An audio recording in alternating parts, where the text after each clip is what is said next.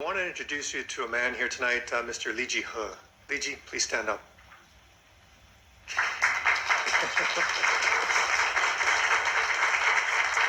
Li Ji is a very good friend of mine. He was a senior engineer at China's Ministry of Construction, one of the top 6 in his field in all of China, and he had received multi-awards for his work. In 1995, Li Ji started to practice Falun Gong.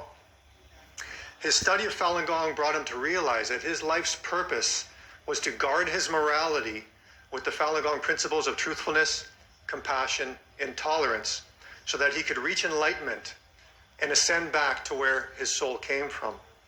His life changed. He became happier, healthier, and less stressed. When conflicts in life started, he started to look inside himself to see where he could do better. He stopped pointing the finger at others and took full responsibility to change his environment for the better. I've known Li Ji for about 14 years, and I can honestly say he's always smiling.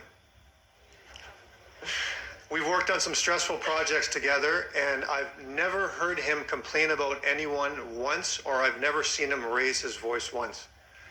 Me being from southern Italy, I'm still working on that. So I hold Li Ji as one of my dear role models. At that time, Falun Gong was practiced by tens of millions of people across China. It was supported, awarded, and even endorsed. High-ranked government officials even stated in news reports how Falun Gong helped save the country billions of dollars in healthcare costs.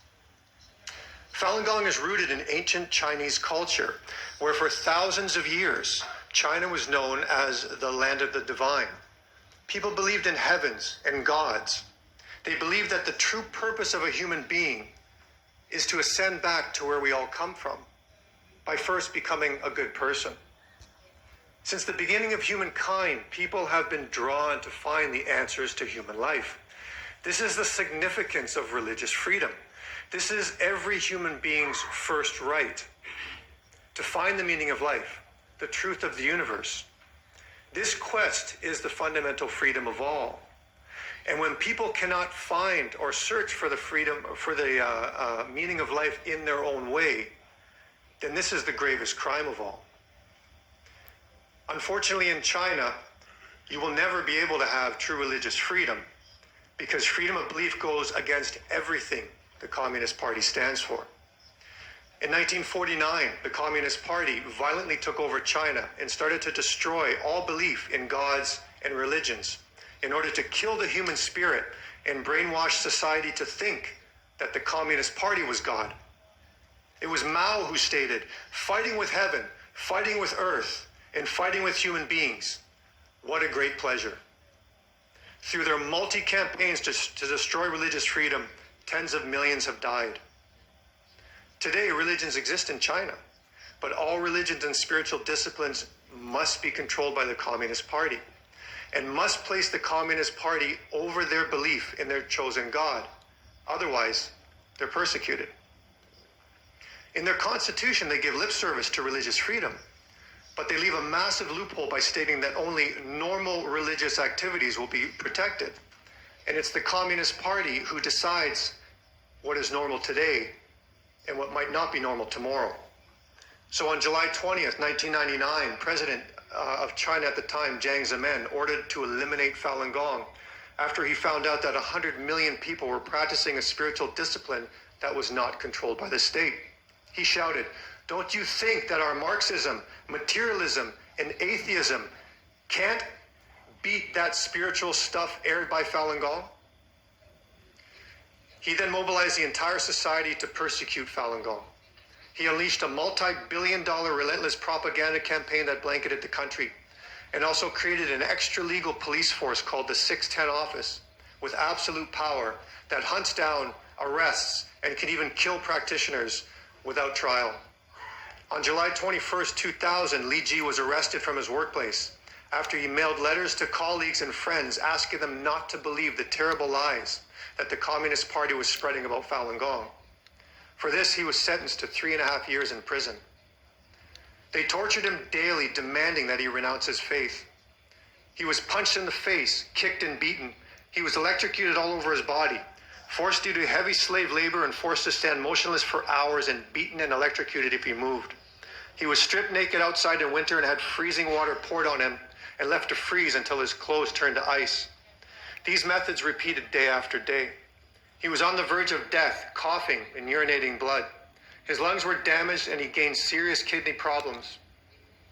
But Li Ji tells me that the psychological torture they used on him to try to get him to renounce his belief was 100 times worse than the physical torture he suffered. For the past 17 years, with the whereabouts of millions of Falun Gong practitioners in China is unknown. Thousands have been reported killed in police custody. The United Nations states that 2/3 of all torture cases reported are that of Falun Gong practitioners. A February 2017 Freedom House report details how Falun Gong continues to be subject to widespread and severe human rights abuses. And a 2016 U.S. Congressional Executive Commission on China report states how extreme physical and psychological abuse continues against Falun Gong, including electric shock, force feeding, beating, sexual abuse, as well as the harassment and arrest of lawyers who defend Falun Gong. Even more evil is the evidence uncovered by independent reports that detail how the source of up to 1 million organ transplants over the span of 15 years, Tristan, next slide please, may have been harvested from murdered Falun Gong practitioners to fuel the Communist Party's multi-billion-dollar transplant trade. The Communist Party is responsible for terrible, unspeakable crimes against humanity, and it's their #1 mission to now hide these crimes.